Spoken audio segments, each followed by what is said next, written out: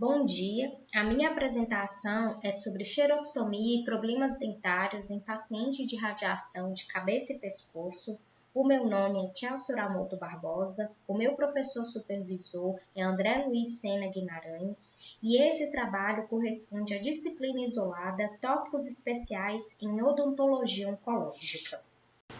Então, esse foi o material utilizado por mim e corresponde ao capítulo 24 do livro. Bom, a saliva ela é a aquavita da cavidade oral. E por que aquavita? Aquavita é uma expressão em latim que significa água viva. Então, a saliva é um indicador sensível de anormalidades orais, sistêmicas e de doenças. É um indicador de anormalidade oral porque quando se tem uma diminuição do fluxo salivar, é mais propício de se ter lesões cariosas. É um indicador sistêmico, por exemplo, da diabetes. Em fase de descontrole metabólico, os pacientes com diabetes sofrem com a boca seca, causada pela diminuição da produção de saliva a partir do sistema nervoso autônomo. E também pode ser um indicador de doença, por exemplo, da candidíase. Pacientes com hipossalivação e xerostomia costumam apresentar um aumento de infecções orais, particularmente a candidíase. Então, você sabia que apenas uma quantidade minúscula de saliva é necessária para impedir a aparência de boca seca? Essa quantidade minúscula de saliva é apenas o suficiente para revestir as superfícies mucosas da cavidade oral. E esse revestimento se deve às ações das glândulas salivares menores e após engolir para a saliva residual. Então, o volume secretado pelas glândulas salivares menores é cerca de 8% da taxa de fluxo não estimulada, o que corresponde a uma taxa muito pequena. Então, a radioterapia de cabeça e pescoço, vão apresentar efeitos antitumorais e também graves efeitos adversos aos tecidos orais normais. E isso acontece ao redor do tecido tumoral. É importante ressaltar aqui que normalmente o tumor não reside dentro das glândulas salivares. As glândulas salivares estão entre os tecidos normais que têm que ser passado para alcançar o tumor, por exemplo, na cavidade oral ou na faringe. No tratamento da radiação para câncer de cabeça e pescoço, as glândulas salivares menores são frequentemente incluídas dentro do portal de radiação. E isso ocorre devido ao local e à extensão dos tumores primários, além do caminho da propagação linfática, que está próximo às glândulas salivares. Então, pacientes em tratamento de radioterapia de cabeça e pescoço, geralmente vão apresentar xerostomia, que é essa sensação de boca seca, e a hipossalivação, que é a diminuição da secreção salivar. Esses pacientes vão apresentar uma redução no fluxo de saliva com frequência, causando dificuldades na fala, no paladar e na mastigação.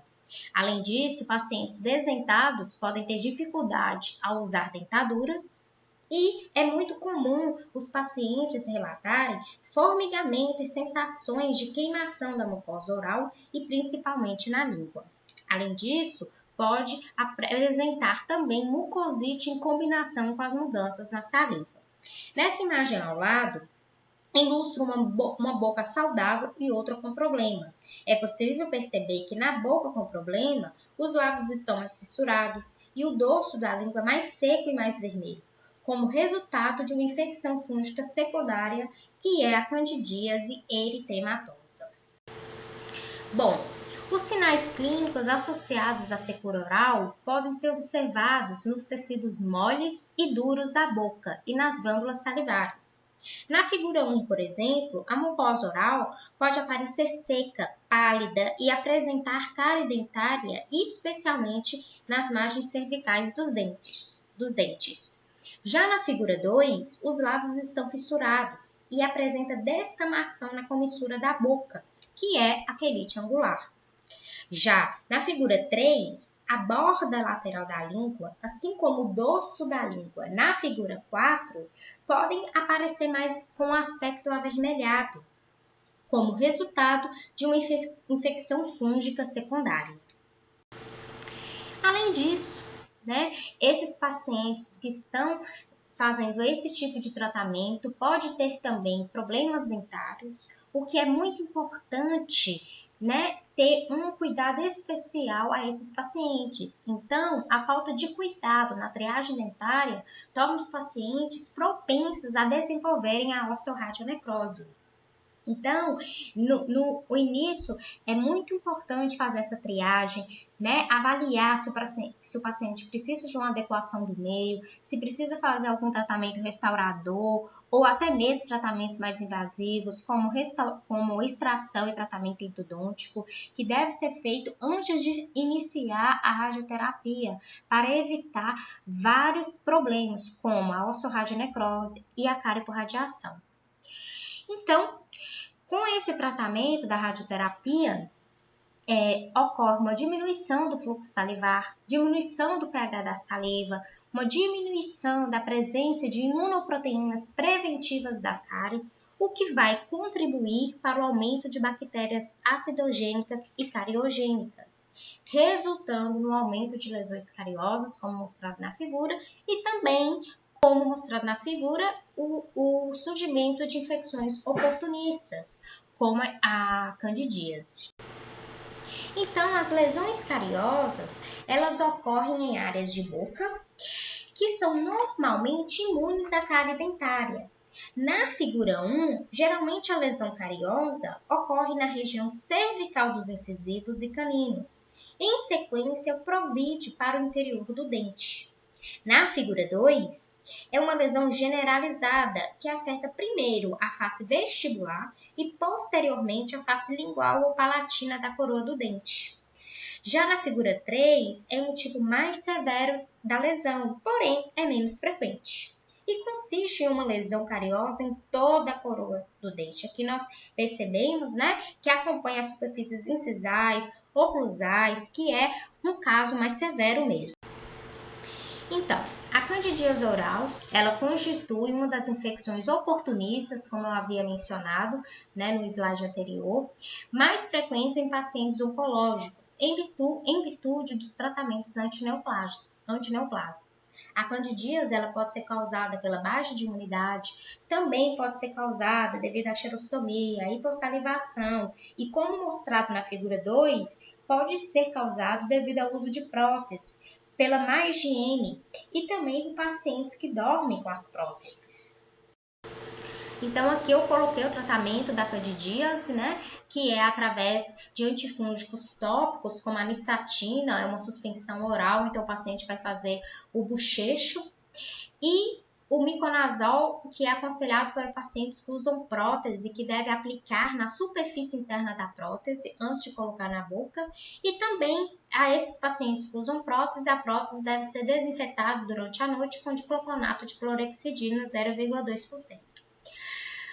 Também tem um antifúngico sistêmico, que é o fluconazol, e com duração do tratamento definida caso a caso. Então, é muito importante a equipe profissional de saúde bucal durante esse tratamento do paciente e fazer esse acompanhamento, Deve ser feito fotografias intraorais a cada 6, 18 meses em pacientes que desenvolvem cárie nova, lesões e doenças bucais.